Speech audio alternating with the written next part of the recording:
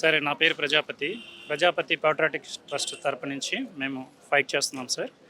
Sir, మన జాతీయ స్ఫూర్తిని, మన జాతీయతని, జాతీయ భావాలని, జాతీయ సమైక్యత యొక్క విలువల్ని తెలియజెప్పినటువంటి చరిత్ర మన విజయవాడ జింకానా గ్రౌండ్లో ఈ త్రివర్ణ పతాకాన్ని ఆనాటి ఫ్రీడమ్ ఫైటర్లందరూ కలిసి ఎగరవేయడం జరిగింది.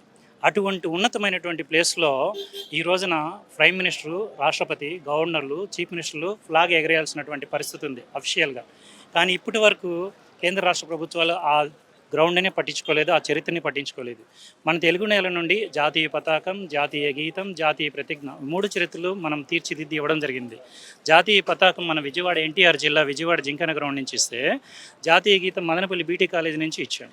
జాతీయ ప్రతిజ్ఞ నల్గొండ అనపర్తి నుంచి మనం ఇచ్చాం. సో ఇటువంటి గొప్ప చరిత్రలు, మన భారతీయతని, జాతీయతని, మన విశ్వసనీయతని తెలిపే చరిత్రలు.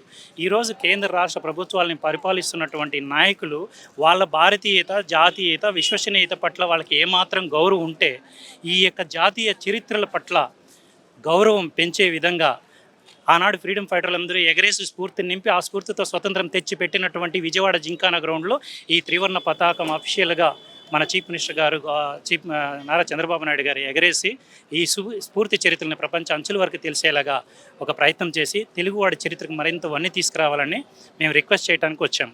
మాకు ఆల్రెడీ 2019 బిఫోర్ చీఫ్ మినిస్టర్గా ఉన్నప్పుడు మాట ఇచ్చారు చంద్రబాబు గారు, నెక్స్ట్ ఇయర్ మనం 100% వీటి అఫీషియల్గా ప్రోగ్రామ్ చేస్తాం. తర్వాత గవర్నమెంట్ రాలేదు, తర్వాత వైసీపీ వచ్చింది. వైసీపీ ప్రభుత్వము మన పింగళ వెంకయ్య గారిని కూతుర్ని సన్మానించి డబ్బులు ఇచ్చి అక్కడితో వాళ్ళు డ్రాప్ అయిపోయారు.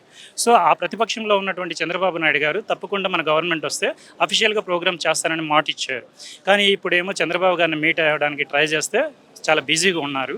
సో వాళ్ళు నిజంగా రాష్ట్రం చాలా కుదేలైపోయినటువంటి పరిస్థితుల్లో వాళ్ళు బిజీ షెడ్యూల్లో మాకు అపాయింట్మెంట్ ఇవ్వలేని పరిస్థితిలో ఉంది. లాస్ట్ టైం శనివారం కూడా మేము వచ్చాం, ఫుల్ ఇక్కడ క్రౌడ్ ఉంది, సముద్రం తలిపేలాగా కలవలేకపోయాం. కానీ ఆయన కలిసిన 100 మంది హ్యాపీ ఫీల్ అయ్యారు, కానీ వేల మంది చాలా ఇబ్బంది ఫాలో అవ్వడం జరిగింది. సో ఇప్పుడు మేము అడిగేది ఏంటంటే, మాకు టైం లేదు, ఆగస్ట్ 15th మాకు టైం లేదు. కాబట్టి దయచేసి ఈ సబ్జెక్ట్ని మీ మీడియా ద్వారా చంద్రబాబు గారికి, అయ్యా మీరు మాట ఇచ్చున్నారు, ఒక తెలుగువాడి చరిత్ర, తెలుగువాడి ఆత్మగౌరవం కోసం ఆ పునాదుల మీద నిలబడినటువంటి పార్టీ పింగళి వెంకయ్య ఎవరో కాదు, మన తెలుగు వ్యక్తి. సో కాబట్టి ఈ నేల చరిత్రని ఘనంగా 100 ఏళ్ళు నిండిన సందర్భంగా శతవార్షికోత్సవ వేడుకలు జరుపుకోవటం ప్రతి భారతీయుడు జన్మ హక్కు, నైతిక హక్కు, రాజ్యాంగ హక్కు. ఈరోజు కాలరాస్తుంది ఎవరు అని మేము ప్రైమ్ మినిస్టర్ని అడుగుతున్నాము.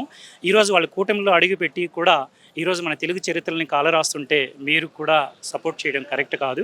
మీరు ప్రశ్నించండి, మా తరపున ప్రశ్నించండి. మన తెలుగు నేలకి ఒక విలువలు తీసుకొచ్చి శతవార్షికోత్సవ వేడుకలు అంగరంగ వైభవంగా ప్రపంచాన్ని అబ్బురుపరిచేలా మన తెలుగు నేలని వేదికగా జరిపించాలని మేము రిక్వెస్ట్ చేస్తున్నాం. జై భారత్, జై హింద్.